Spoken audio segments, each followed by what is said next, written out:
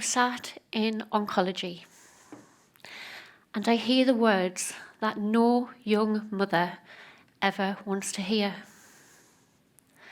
Nicola, I'm sorry, you have breast cancer. In that raw moment, what do you think my first question was? Am I going to die? A question of primal fear, vulnerability, and the sheer dread of my own mortality.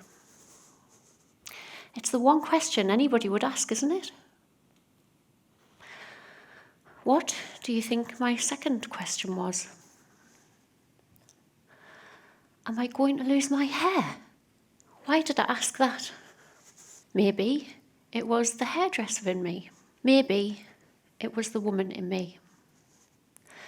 Or maybe it was just the human in me. My love affair with hair has given me my career.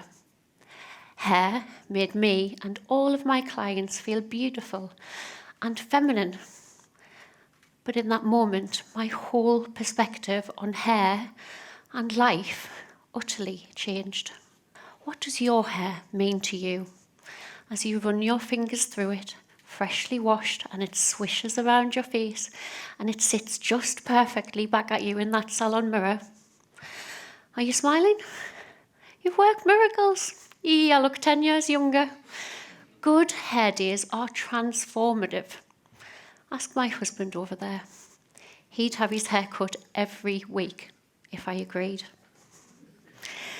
So that momentary perspective of no more good hair days just felt like the cherry on top of the cancer cake, and I was terrified. My epiphany, however, that came months later. During daily sessions of radiotherapy, I saw woman after woman with no hair, no eyebrows, no eyelashes, burdened, ashamed, and embarrassed by her unwanted new looks. Heads down, crowns gone, sparkle gone. And it was in this evolving reality that my whole purpose evolved. This was it. This was the reason cancer had found me, so I could truly understand the importance of hair. Hair wasn't about vanity, like I'd always thought. There was nothing vain about it.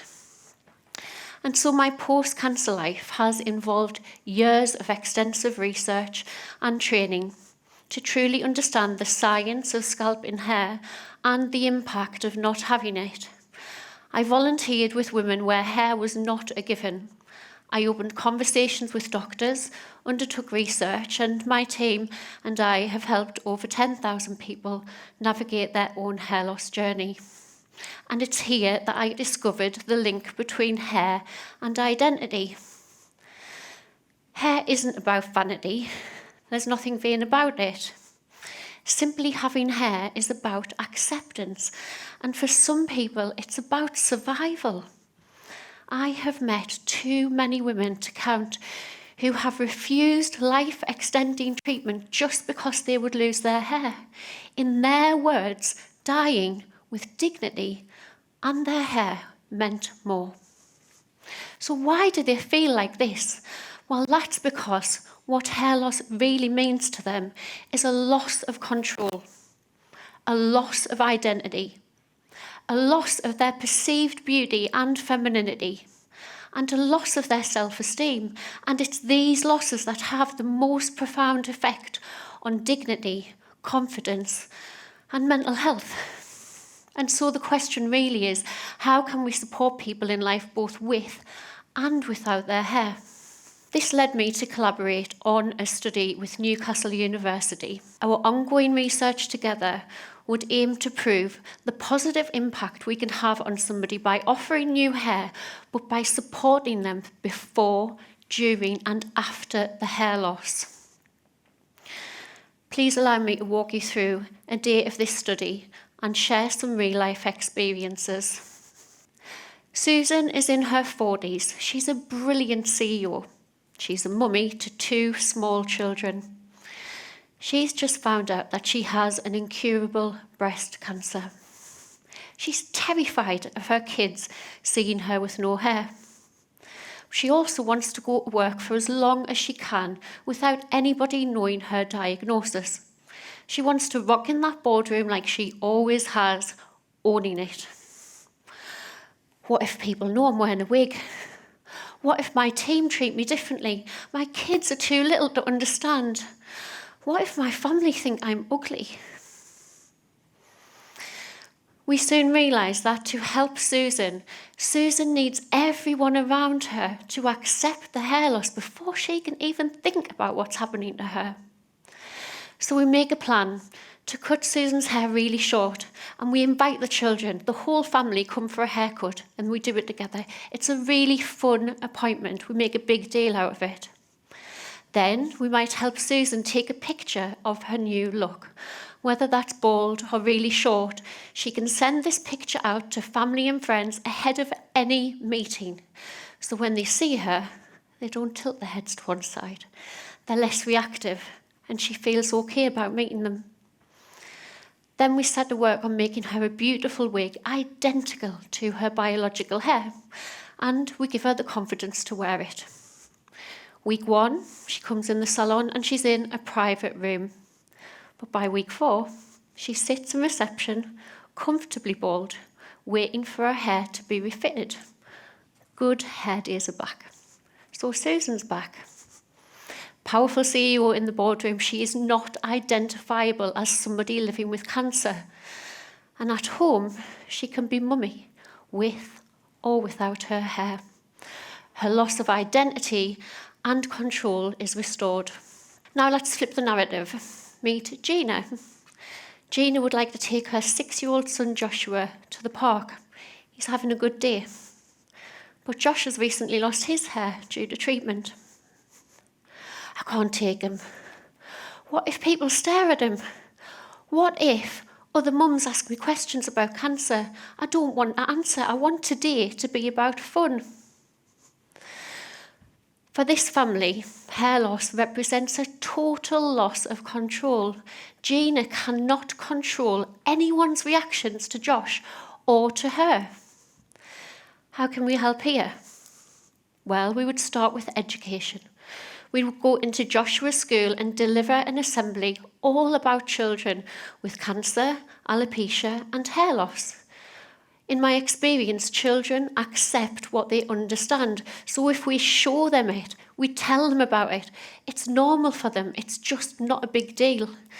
Now, Gina can take Josh to the park, and he's just Josh, with or without his hair. Finally, meet Mary. Mary is in her late 50s. She's had alopecia since she was a young teenager. I'm going to be the first person Mary has ever spoken to openly about her experiences. After cancelling many appointments, Mary arrives for her first visit. She parks right round the corner. She says to her husband, "Stay in the car." She's physically shaken when I meet her. "Please just leave the room," she says to me as she changes from old hair into new. I learn that Mary does not go out in winter, convinced that her wig is going to blow away. She has not changed colour or style in over 30 years, convinced if she does, someone will spot she's wearing a wig.